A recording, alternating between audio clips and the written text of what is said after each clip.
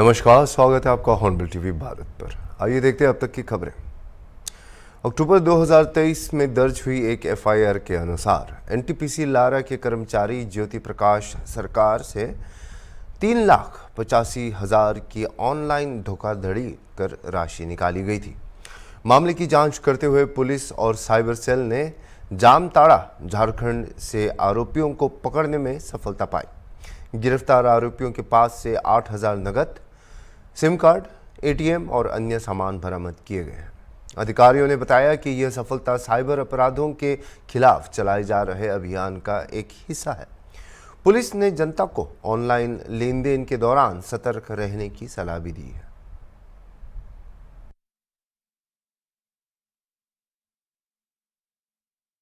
Sir बताइए, जामताड़ा से कुछ साइबर फ्रॉड को पकड़ के लाए हैं। जामताड़ा से साइबर फ्रॉड के मामले में दो आरोपियों की गिरफ्तारी की गई है। इस प्रकरण में जो सीआईएसएफ के एक प्रधान आरक्षक ज्योति प्रकाश सरकार के द्वारा 2000 अक्टूबर 2023 में एक आवेदन प्रस्तुत किया गया था, जिसमें उसके द्वारा ये बताया गया कि उसमें प्लॉट लोन के नाम से उसके साथ करीब 3,85,000 की धोखाधड़ी की गई है। इस पर जो है लगातार साइबर सेल के द्वारा इनका लोकेशंस और टेक्निकल एनालिसिस किया जा रहा था। इसी क्रम में जो है इनके टेक्निकल इंट से ये जानकारी प्राप्त हुई कि ये जो है जामताड़ा में होना पता चला। इस पर से पुलिस अधीक्षक महोदय के द्वारा सीएसपी अभिनव उपाध्याय के नेतृत्व में एक विशेष टीम गठित की गई थी, जो जामताड़ा से इनको लेके आई है। और इनकी मोडस ऑपरेंडी ये थी कि इनके द्वारा जो है सबसे पहले एक ऐप यूनो ऐप के नाम से डाउनलोड कराया गया और फिर उससे ओटीपी की मांग की गई। ओटीपी देने पर उसके जो प्रार्थी के खाते से करीब 3,85,000 रुपए निकल गए और उसके साथ 3,85,000 की धोखाधड़ी हुई। सर एक आरोपी छठवीं पढ़ा हुआ है मात्र, तो इतना कम पढ़े लिखे होने के बाद इस तरह का फ्रॉड किया। हाँ, एक आरोपी 6th क्लास में और एक अभी तो प्रथम दृष्टया ये जानकारी ये मिली है इस तरह की जानकारी। आरोपियों के पास से करीब 3 मोबाइल और 8,000 रुपए कैश और एटीएम कार्ड्स बरामद किए गए हैं और 2 सिम भी उनके पास से मिले। क्या बताया और पूछताछ अभी जांच की जा रही है, आगे होने पर आपको अवगत करा दिया जाएगा। पुलिस और थाना पुसौर की संयुक्त टीम को एक सफलता हासिल हुई है। इसी तारतम्य में ये प्रेस कॉन्फ्रेंस आयोजित की गई है। थोड़ा सा ब्रीफ कर देता हूँ प्रकरण के संबंध में। एक एनटीपीसी लारा में रहने वाले सीआईएसएफ के एक जवान थे, प्रधान आरक्षक ज्योति प्रकाश सरकार। उनके द्वारा एक आवेदन प्रस्तुत किया गया था, जिसमें उनके द्वारा ये बताया गया कि उनके साथ करीब 3,85,000 की प्लाट लोन दिलाने के नाम पर ठगी की गई है। लगातार इस प्रकरण में साइबर सेल और थाना पुसौर के द्वारा जांच पड़ताल की जा रही थी, साइबर एनालिसिस किया जा रहा था। उनके कॉल डिटेल्स और सारी चीज़ें जो है निकाले जा रहे थे और लगातार खंगालने के पश्चात एक टीम बनाई गई थी। टीम लिया था 3,51,000 का। तो इसके बाद इसने ये पुनः जो सर्च कर रहा था गूगल में, तो एक नंबर इसको मिला, वो जो हाँ एसबीआई जो है एसबीआई पुसौर के नाम से।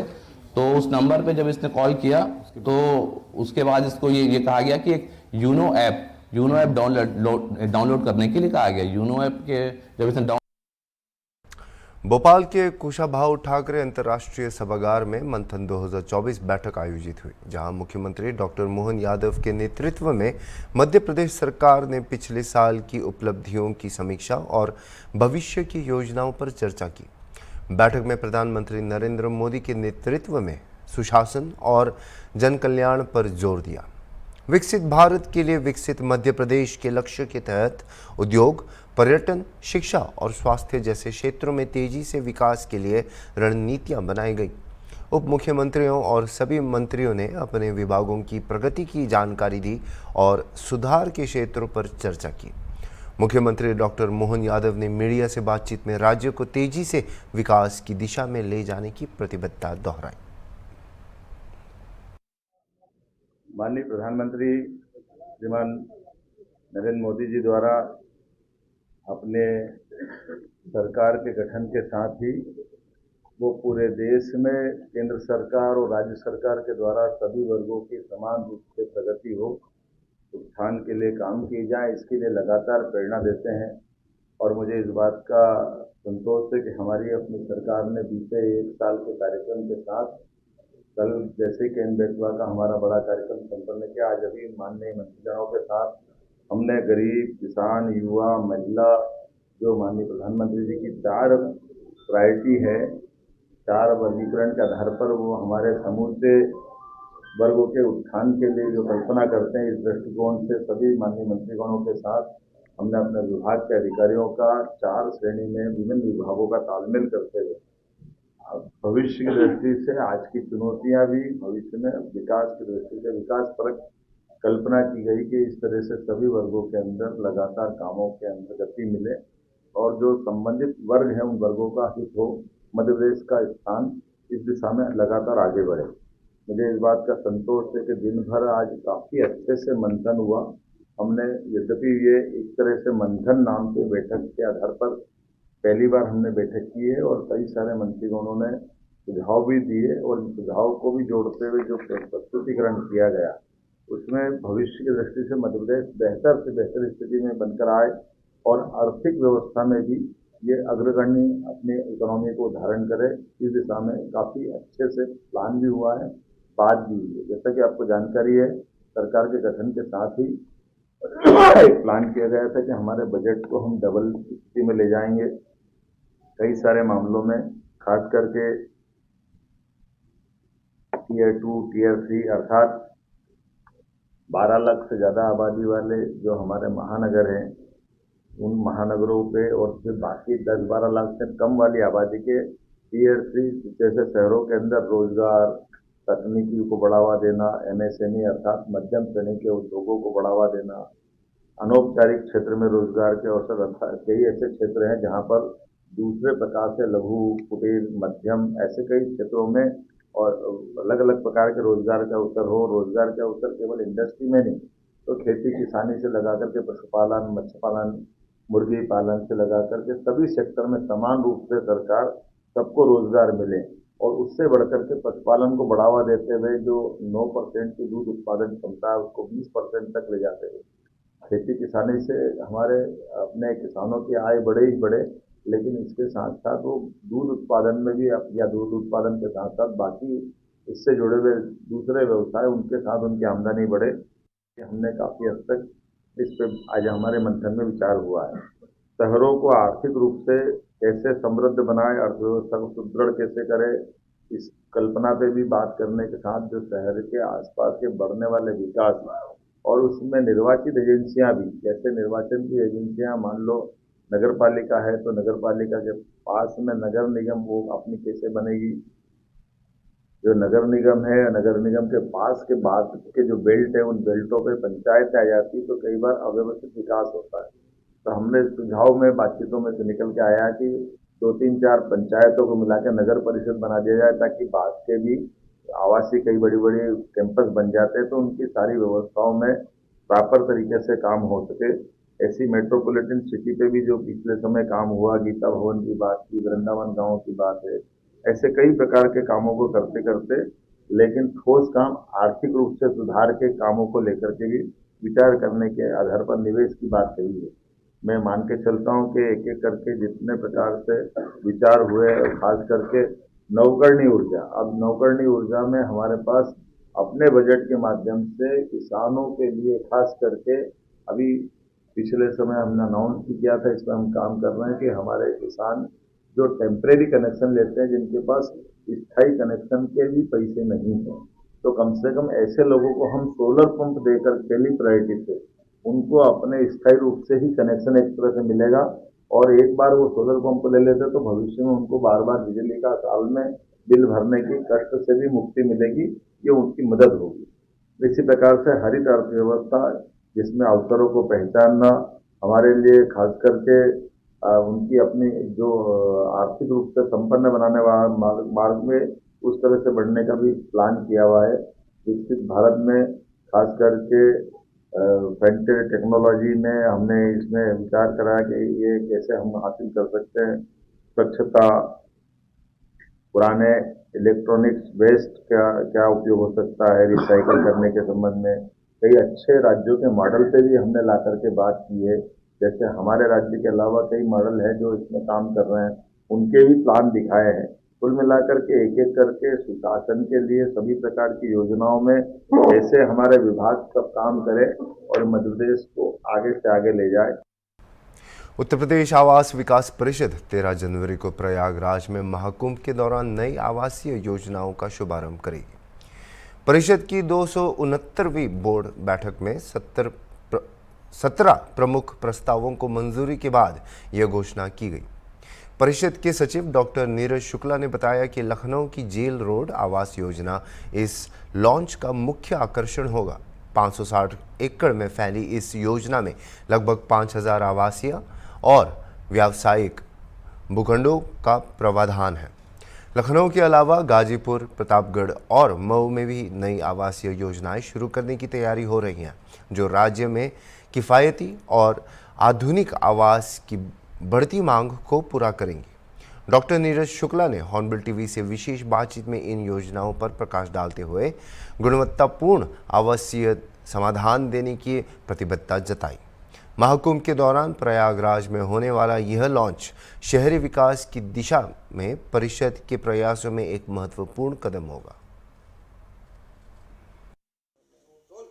खुद ही बता देता हूँ सर, बोर्ड की आज बैठक हुई है, क्या कुछ प्रस्ताव पास किए गए और कितने प्रस्ताव रखे गए? आज बोर्ड की 259वीं बैठक थी। इसमें 37 प्रस्ताव रखे गए थे। इसमें 4 को छोड़ के बाकी सारे प्रस्ताव पास किए गए हैं, जिसमें हमारे जो रिटायर्ड कर्मचारी हैं इनको 53% महंगाई भत्ता देने का प्रावधान किया गया है। और इसके साथ साथ 3 छोटे शहरों गाजीपुर, मऊ और प्रतापगढ़ में नई योजना शुरू करने का निर्णय लिया गया है। अभी तक आवास विकास परिषद ज़्यादातर बड़े शहरों में ही कार्य कर रहा था, जैसे लखनऊ, मेरठ, गाज़ियाबाद, प्रयागराज, कानपुर। अब हम छोटे शहरों की तरफ भी विस्तार कर रहे हैं। इसके साथ साथ 4 हमारे अभियंता थे जिनके खिलाफ विभागीय कार्रवाई चल रही थी और वो रिटायर्ड हो गए थे, तो उनके विरुद्ध धारा 351A के तहत कार्रवाई की गई और इन सबको दंडित किया गया है। एक महत्वपूर्ण निर्णय ये भी लिया गया है कि जहाँ पर भी नई योजना लाई जाएगी वहाँ पे एक रिटायर्ड कानूनगो और एक रिटायर्ड लेखपाल को रखा जाएगा। लखनऊ में कन्वेंशन सेंटर बनाने के लिए भूमि के बारे में आज सैद्धांतिक सहमति दी गई।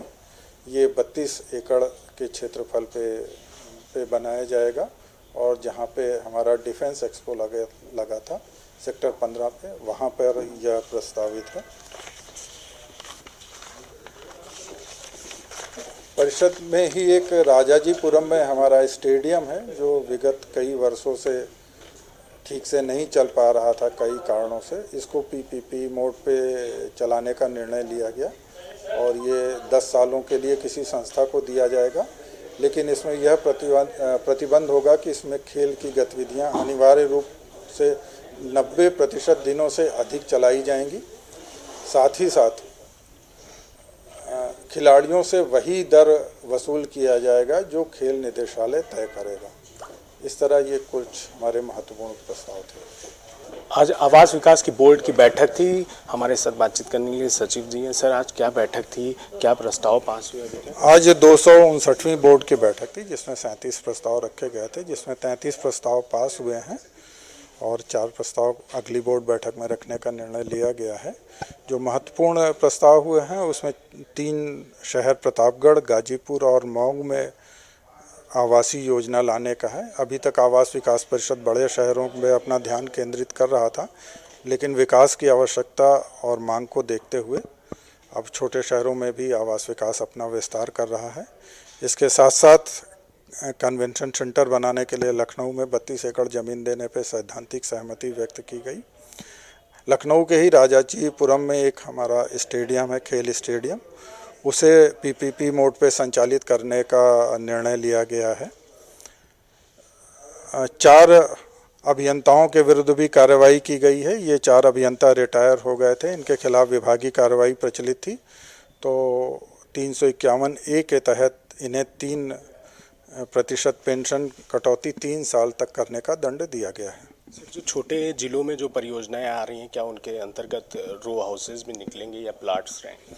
इसमें प्लॉट्स ही ज़्यादा हैं, क्योंकि छोटे शहरों में अभी जो मांग है वो प्लॉट्स की अभी अधिक है। अभी वहाँ मल्टी स्टोरीज का प्रचलन उस तरह से नहीं है, लेकिन अगर वहाँ पे मांग इस तरह जनरेट होती है तो हम ग्रुप हाउसिंग पे भी विचार करेंगे। टोटल अभी तक आज कितने प्रस्ताव पास हो चुके हैं? आज 33 प्रस्ताव पास हुए हैं। साफ तौर पर आप देख सकते हैं जिस तरीके से आवास विकास की योजनाएं हैं वो उसमें 33 प्रस्ताव बोर्ड बैठक में पास हो चुके हैं। वीडियो जर्नलिस्ट विजय के साथ निहाल पांडे, हॉर्नबिल टीवी, लखनऊ। भाजपा संगठन विस्तार के तहत जिला अध्यक्ष के चुनाव की प्रक्रिया तेज हो गई है। मंडल अध्यक्षों के चुनाव सफलतापूर्वक संपन्न होने के बाद अब नए जिला अध्यक्ष के चयन पर ध्यान केंद्रित किया गया है और वोटों की गिनती जारी है। अंतागढ़ विधायक विक्रम उसेंडी बस्तर भाजपा जिला अध्यक्ष चुनाव के लिए निर्वाचन अधिकारी के रूप में जगदलपुर पहुंचे। भाजपा कार्यालय में उन्होंने प्रत्याशियों और कार्यकर्ताओं से व्यक्तिगत रूप से मुलाकात कर उनकी राय ली। बंद कमरे में विस्तृत चर्चा कर सभी कार्यकर्ताओं से फीडबैक भी लिया। मीडिया से बातचीत में विक्रम उसेंडी ने भाजपा की संगठनात्मक मजबूती और सभी को अवसर देने की नीति पर जोर दिया। उन्होंने बताया कि जिला अध्यक्ष पद के लिए 5 से 6 नाम प्रस्तावित हुए हैं, जिन पर चर्चा के बाद अंतिम रिपोर्ट राज्य नेतृत्व को सौंपी जाएगी। पदाधिकारियों से आज रायशुमारी चर्चा पूरी हुई। पूरी रिपोर्ट कल तक हम प्रदेश नेतृत्व को हम सौंपेंगे। उसके बाद भी यहाँ ही जितने नाम आए हैं उस पर विचार करके उसका निर्णय किया जाना है। तो पूरे अलग अलग लोगों से 1 to 1 चर्चा हुई है। चर्चा के अनुसार एक लोगों का जो फीडबैक, पूरी जानकारी है, ये बातें गोपनीय, उसको हम वहाँ पर अवगत कराएंगे और उसके बाद संभवतः 30 तारीख तक इसका निर्णय हो जाएगा। नाम तो अलग अलग लोगों का आधार पे 5 से 6 नाम आए हैं। वो नामों को भी हम गोपनीय रखेंगे, हम आपको बाद में पता चलेगा। ठीक। खाद्य आपूर्ति मंत्री राजेश नागर ने उकलाना में खाद्य आपूर्ति विभाग के गोदाम पर अचानक छापेमारी कर बड़ी कार्रवाई की। उन्होंने बताया कि उन्हें लगातार शिकायतें मिल रही थी कि गोदाम में गेहूं में पानी मिलाया जा रहा है। मंत्री ने छापेमारी के दौरान पाया कि गोदाम में एक सबमर्सिबल पंप के माध्यम से गेहूं में पानी मिलाने का काम किया जा रहा था। इस मामले में कई अधिकारियों को निलंबित किया गया है और एक अधिकारी के खिलाफ FIR दर्ज करने के आदेश भी दिए गए हैं। मंत्री राजेश नागर ने पूर्व प्रधानमंत्री मनमोहन सिंह के निधन पर भी गहरा शोक व्यक्त किया। एक शिकायत आ रही थी और उसी के तहत हमने कल कार्रवाई की और वहाँ पर हमें जो शिकायत थी कि भाई बोरियों में पानी मिलाकर या पानी डालकर गेहूँ दे रहे हैं, जिससे उनका वज़न बोरी का बढ़ जाता है, तो उसी के तहत हमने कल कार्रवाई की। उसमें एक DFSC, एक FSO इंस्पेक्टर और सब इंस्पेक्टर को कल सस्पेंड किया गया है। किस तरीके से पानी डाल रहा था, क्या रीजन था सर? क्या लगता है अभी जांच में क्या सामने है? प्राथमिक तौर पर क्या शिकायत थी कि क्यों? हमने वहाँ देखा जो बोरियां थी वो गीली थी और नीचे भी बोरियों के नीचे भी पानी था और एक वहाँ पर समरसीबल भी हमें मिला कि भी जिससे वो कहते हैं कि पता लगा कि भाई उससे पाइप से वो पानी वहाँ पर गोडाउन में जो बोरियां थी उनमें डाला जाता था। तो वो सब हमने मौके पे ही सारी जांच की और सब वो मिला वहाँ पर। ऐसा कोई नुकसान की भरपाई अधिकारियों से करवाने पर आने वाले समय में? देखो अभी जांच चल रही है और जांच में जो भी इसमें वो दोषी पाया जाएगा और उसके बाद जो भी कार्रवाई बनेगी वो कार्रवाई हम करेंगे। एक दुखद घटना हुई है कल रात सर, पूर्व प्रधानमंत्री डॉक्टर मनमोहन सिंह का निधन हो गया। कैसे सर देखते हैं? देखो मनमोहन सिंह जी हमारे वित्त मंत्री भी रहे, गवर्नर RBI के भी रहे, प्रधानमंत्री भी रहे। एक बहुत बड़ी क्षति है और हमें बहुत इस पर शौक है कि पूरे भारत से एक अच्छे राजनीतिक का अंत हुआ और मैं भगवान से यही प्रार्थना करता हूँ उनके परिवार को शक्ति दे इस दुख को सहन करने की। एक सर, पिछले दिनों 24 फसलों को एमएसपी पर खरीदने को लेकर ड्राफ्ट भेजा गया था केंद्र की तरफ से। हरियाणा सरकार की तरफ से उसमें नोटिफिकेशन कर दिया गया है कि सभी फसलों को एमएसपी पर खरीदा जाएगा। इस पूरे मामले पर किसान नेता सवाल उठा रहे हैं। वो कह रहे हैं कि खरीद जो है वो केंद्र की तरफ से की जाती है, ऐसे में राज्य सरकार कैसे नोटिफिकेशन जारी कर सकती है? देखो, हमारे पहला राज्य है हरियाणा पूरे भारत में जो एमएसपी पर 24 फसलों को खरीद रहा है और इसका नोटिफिकेशन भी हमारे मुख्यमंत्री जी ने करवा दिया है। और ये इस तरह की जो हमने पहले घोषणा की थी कि भाई हम इन फसलों को एमएसपी पे खरीदेंगे और उसके तहत ही हमने ये नोटिफिकेशन कराया।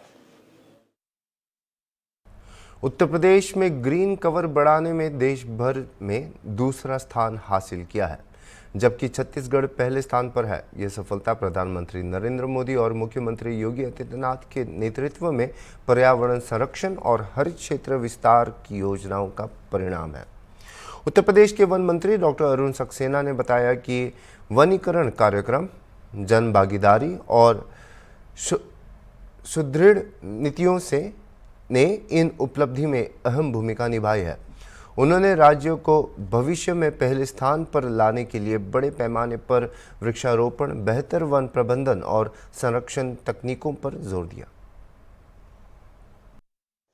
उत्तर प्रदेश सरकार के वन मंत्री डॉक्टर अरुण सक्सेना जी हमारे साथ हैं, उनसे बात करेंगे। बात का मुद्दा ये है कि इस बार यूपी को जो है पूरे देश में दूसरा नंबर स्थान मिला है हरित आवरण के क्षेत्र में, यानी कि हरियाली का दायरा तेजी से यूपी में बढ़ रहा है। हम बात करेंगे अरुण सक्सेना जी से। सर, जिस तरह से यूपी को देश में दूसरा स्थान मिला है, इसके पीछे की वजह क्या माना जाए? जो पिछले सालों चाहे योगी 1 की बात करें या 2 की बात करें, जो वृक्षारोपण अभियान हुए, अभी हाल ही में एक पेड़ माँ के नाम का अभियान चला था, करोड़ों पेड़ पौधे लगाए गए यूपी में, क्या उसी का नतीजा है जो हरियाली का दायरा बढ़ता जा रहा है?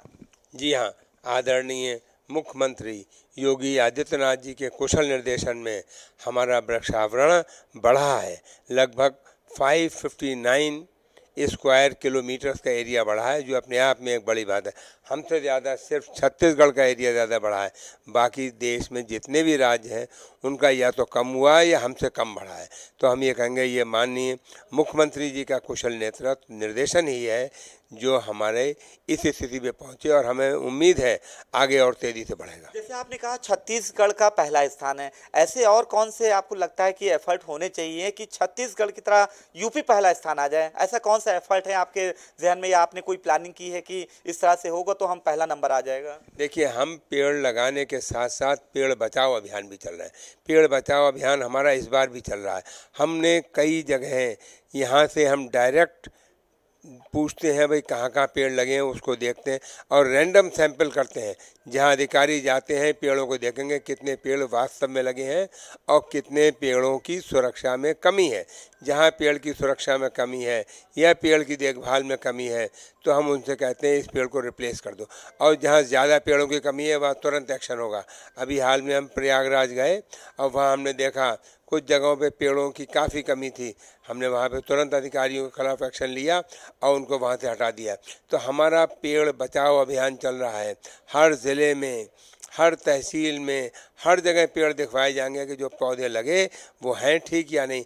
पौधों की सुरक्षा का इंतज़ाम, पौधों की नराई गुड़ाई का और पौधों की सिंचाई के इंतज़ाम में हम बहुत ज़्यादा ध्यान दे रहे हैं, और हमें उम्मीद है अगली बार हम 559 पेड़ों की बजाय 1000 स्क्वायर किलोमीटर का एरिया वृक्षारोपण में प्राप्त करेंगे। डॉक्टर साहब, एक बड़ा चैलेंज रहता है, अभी आपने कहा कि पेड़ लगाए गए, पहला काम लगाना, फिर उनकी सुरक्षा, और दूसरा एक चैलेंजिंग होता है कि अवैध कटान। आपने कहा कि इस पर भी बहुत तेजी से काम चल रहा है, क्या इसके लिए कोई निगरानी सेल रहेगा कि अगर ये सब हो जाता है तो छत्तीसगढ़ की जगह यूपी पहला स्थान आएगा? देखिए, अवैध कटान के लिए हम रोकथाम कर रहे हैं। हमने इसके लिए एक सेल बनाया है जो हमारे प्रदेश स्तर पे है, और वो हर ज़िले में काम करेगा, हर जगह देखेगा। जहां भी अवैध कटान की कोई शिकायत होगी उस पर तुरंत सख्त कार्यवाही की जाएगी। ठीक है, आप अरुण सक्सेना जी हैं, डॉक्टर अरुण सक्सेना जी हैं, जिनका साफ कहना है कि अभी जो हरित आवरण में छत्तीसगढ़ को जो देश का पहला स्थान मिला है, लेकिन वो दिन दूर नहीं जब यूपी को हरित आवरण के क्षेत्र में पहला स्थान मिलेगा। उसके लिए यहाँ एफर्ट किए जा रहे हैं। वृक्षारोपण अभियान के तहत करोड़ों पेड़ पौधे लगाए जाते हैं और इन्होंने साफ कहा कि पेड़ पौधे लगाने के साथ ही उसकी सुरक्षा भी बहुत ज़रूरी है। अगर सुरक्षा होगी तो जाहिर सी बात है छत्तीसगढ़ की तरह यूपी को भी पहला स्थान मिलेगा। वीडियो जर्नलिस्ट विजय के साथ अनुज चौधरी, हॉर्नबिल टीवी लखनऊ। अभी के लिए इतना ही और खबरों के लिए आप देखते रहिए हॉर्नबिल टीवी।